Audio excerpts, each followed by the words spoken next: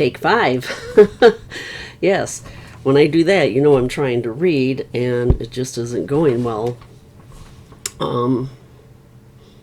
Anyway, I keep having all these interruptions every time I try to read the Walk in the Light series by Todd Bennett.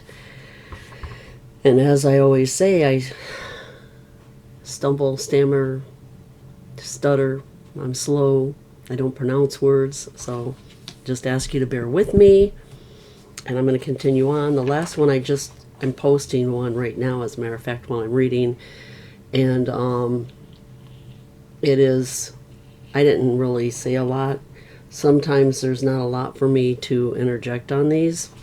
So we are going to continue reading. I am still on chapter 2 after all this time, but I do like to try to keep these fairly short. So anyway, after we are told what Adam was to do in the garden, we are then told of one specific commandment which was given. The scriptures record, and Yahweh Elohim commanded the man, saying, of every tree of the garden you may freely eat, but of the tree of the knowledge of good and evil you shall not eat, for in the day that you eat of it you shall surely die. And that is Bereshit 2:16, 17.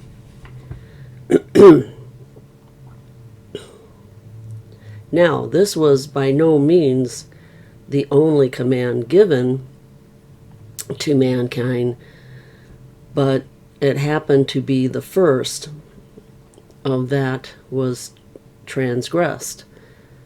That is why we are provided the specific details of this particular command. Adam was surely given instructions concerning his duties and what was expected of him as he and his Creator walked and fellowshiped together in the garden. It was his job to protect and nurture this special place where he had direct communication and fellowship with his Creator.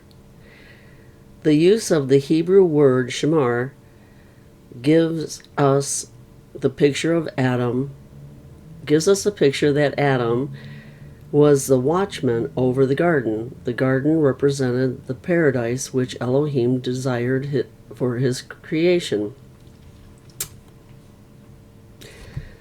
Stuttering and stammering. I am drinking a, sorry, the papers.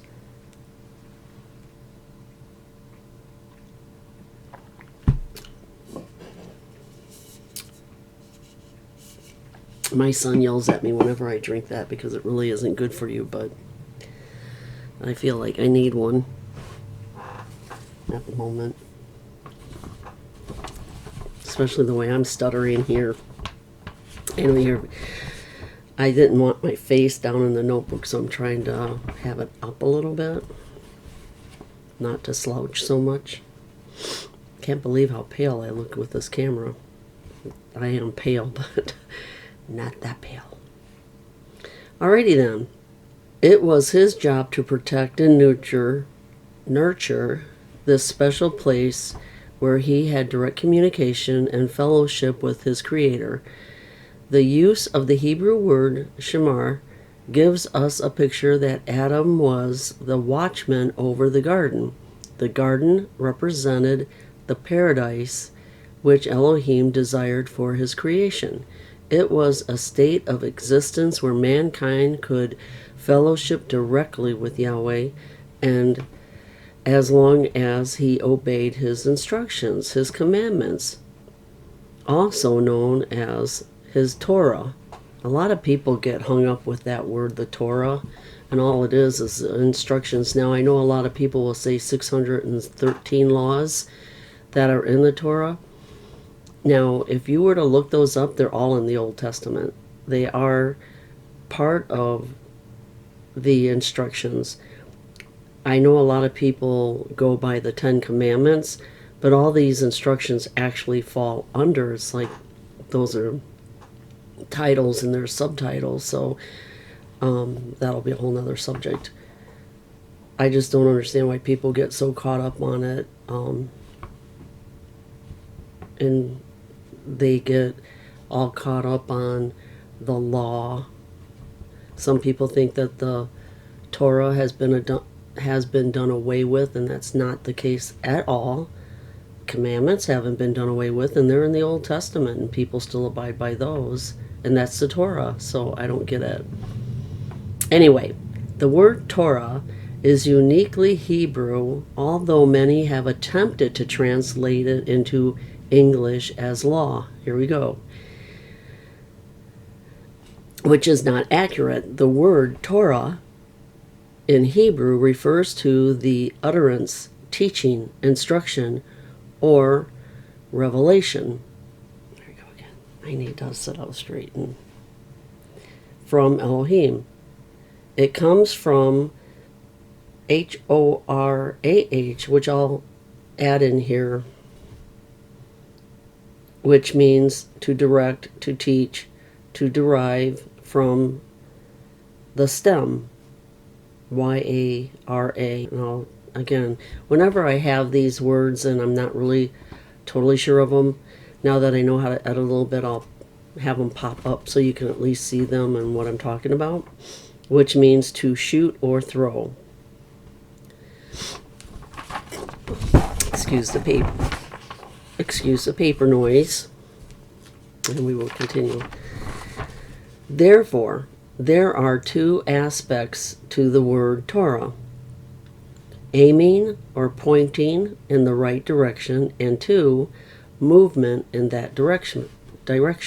This gives a much different sense than the word law. Consistent with this definition, we see that the Hebrew word for sin, Hata,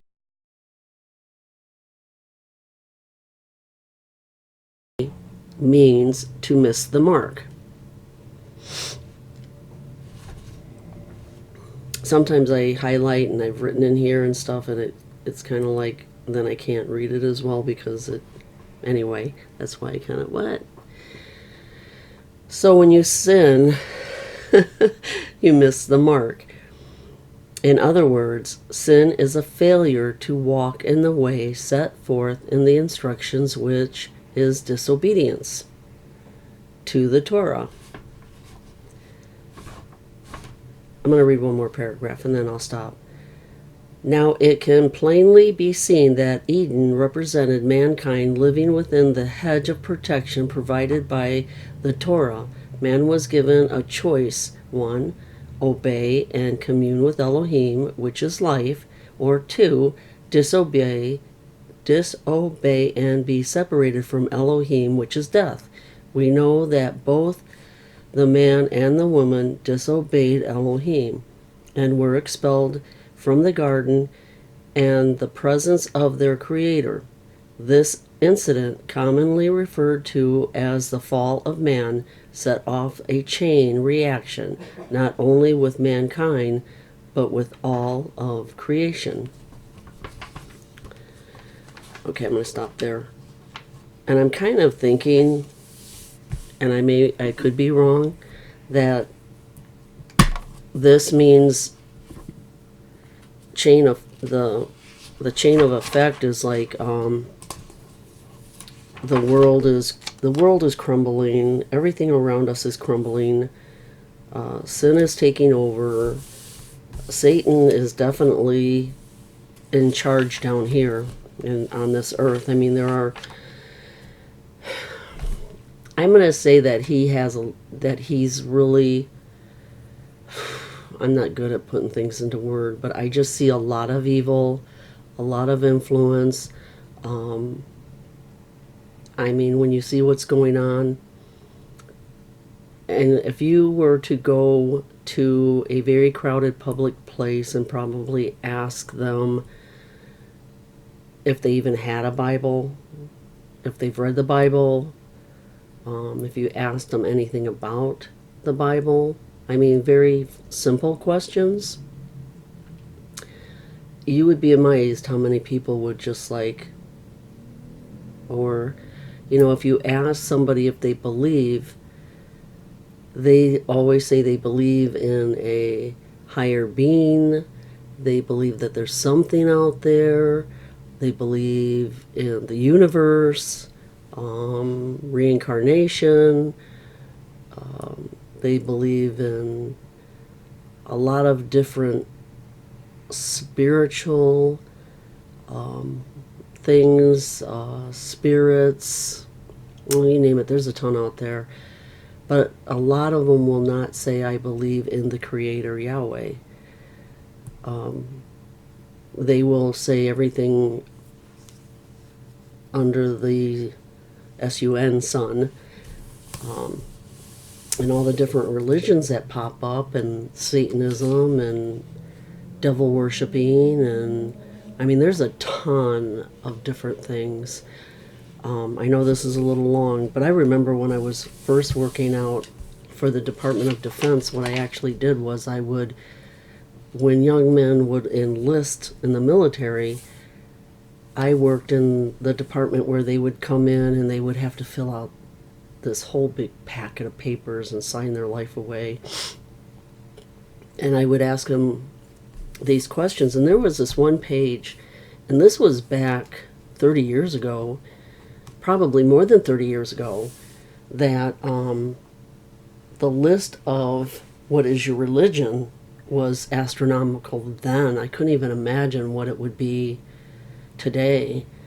And I can't imagine when you fill stuff out today, I mean, when it asks on paperwork, male or female, can you imagine with all the different not entities, but all the different identities that people are trying to come up with,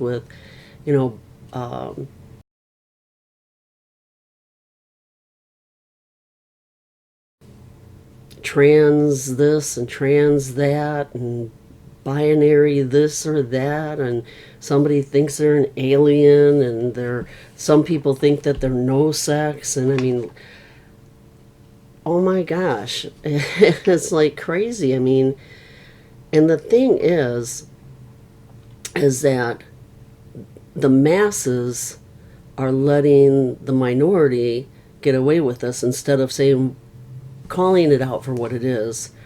They're allowing all of this. I mean, companies, and I know I'm ranting right now, but I mean, come on. There was a story out there just recently about Macy's having to take a plate off their market because somebody was offended by it. Walk on by, don't buy it. But they took it off the market for some reason. I forget what it said. There was a saying on the plate, and it offended somebody.